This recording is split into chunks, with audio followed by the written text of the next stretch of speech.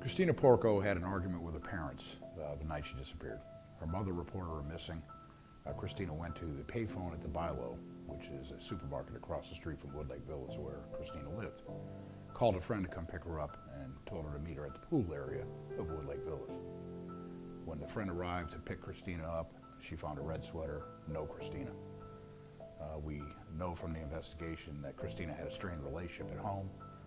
She did not take any belongings with her, so the circumstances surrounding her disappearance are extremely suspicious.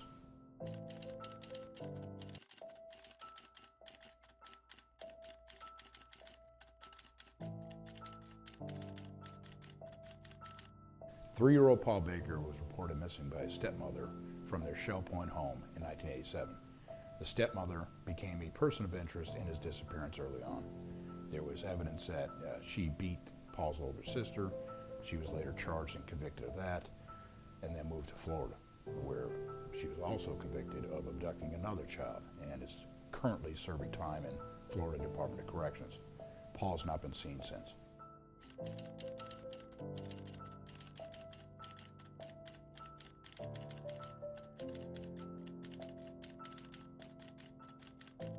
"37-year-old April Bilk was reported missing from Hilton Head Island in 1991. She had a fight with her boyfriend. She was last seen at a church where she received money for a bus ticket. She has not been seen since. Suspicious circumstances."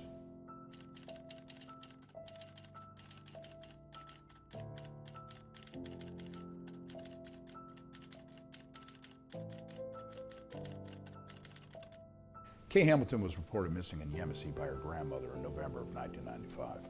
The grandmother reported that she hadn't seen Kay in a couple weeks and became concerned. Kay had some medical conditions that needed attention. An examination of Kay's house revealed that the crime scene had been cleaned up. It is believed that her disappearance is extremely suspicious.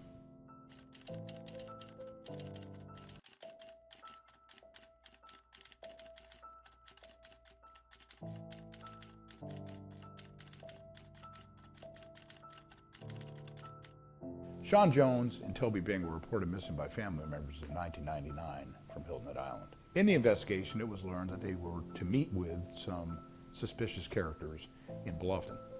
That was the last time anybody saw Sean and Toby. Also in the investigation, a crime scene was located at a High On Road residence in Bluffton. Bullet holes were found in the side of the trailer, and a substantial amount of blood that matched Toby Bing was found beneath the porch. ATM footage from downtown Savannah, Georgia, revealed that Sean Jones' truck had been dropped off by unknown suspects the night of the disappearance. A subject was charged in the murder of Toby Bing based on that information. Those charges ultimately were dropped, and that subject was convicted in the federal court and actually is still serving time today. Other persons of interest were also convicted in a federal conspiracy case. Based on the information that we obtained during the investigation, it is clear that Sean and Toby met a very violent end. As of this point, we have not found Sean and Toby.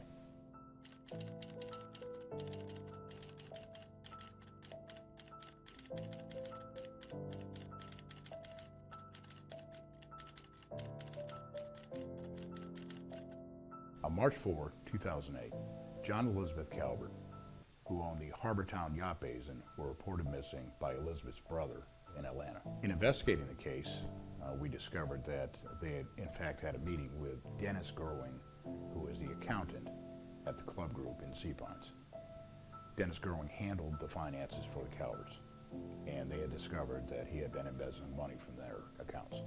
Elizabeth had a meeting on Sunday, which would have been March 2nd of 2008, and they were scheduled to have a meeting, John and Elizabeth, with Dennis Gerwing at his office at the club group in Sea Pines Center on March 3rd at about 5 o'clock in the afternoon. It was learned that Dennis Gerwing had run off his employees from the office, so he was alone when John Calvert appeared sometime after 5 p.m.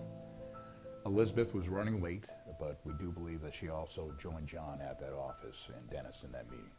In interviewing Dennis Gerwing, he advised that they had went to dinner without him after the meeting and they were fine when they left. It was learned that prior to the meeting on Monday, March 3rd, 2008, Dennis Gerwing had went to Graco Hardware on Hilton Head Island and purchased commercial-grade drop cloths. It was also learned that after the meeting with the Calverts that Dennis appeared at the CVS pharmacy on the south end of Hilton Head Island and picked up Band-Aids and latex gloves. When confronted with that information, Dennis Gerwing said that he had cut his hand on a wine bottle, but there was no broken wine bottle at his house. Dennis had an interesting cut on his hand following the disappearance of the Calverts. He had what's called slide bite. It's a laceration that goes along the web of the hand, which is commonly caused by a semi-automatic pistol.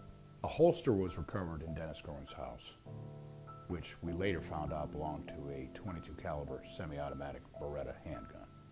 That handgun has never been found, nor have the Calverts.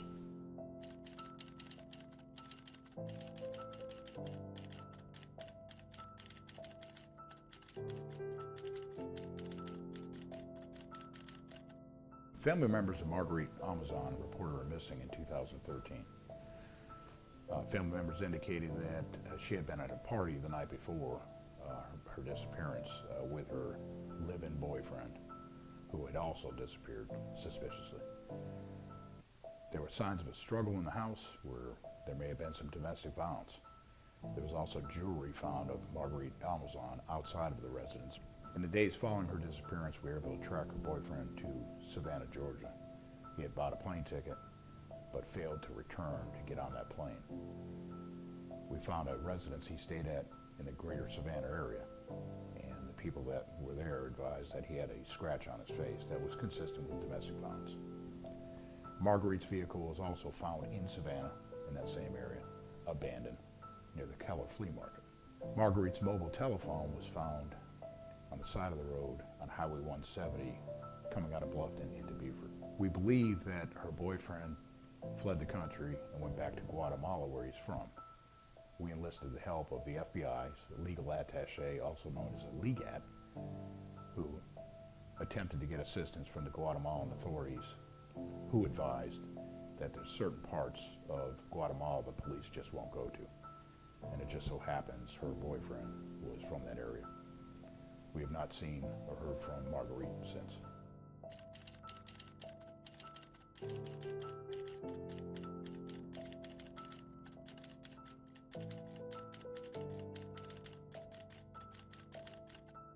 In 2017, Kenneth Jenkins was reported missing by his mom from St. Helena Island. Kenneth was in the United States Army. He'd just gotten out, was working, and we believe, based on our investigation, which we can't disclose a lot of details, that foul play is involved in his disappearance.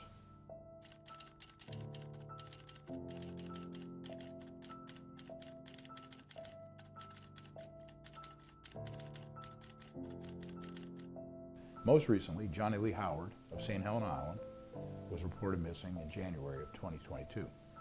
Family members last saw him in December of 2021, weeks earlier, and are concerned for his safety.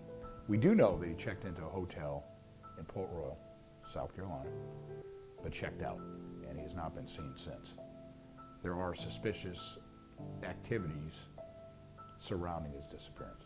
Anyone who has information on any of the missing persons we've discussed is encouraged to contact the Beaufort County Sheriff's Office or Crime Stoppers of the Low Country.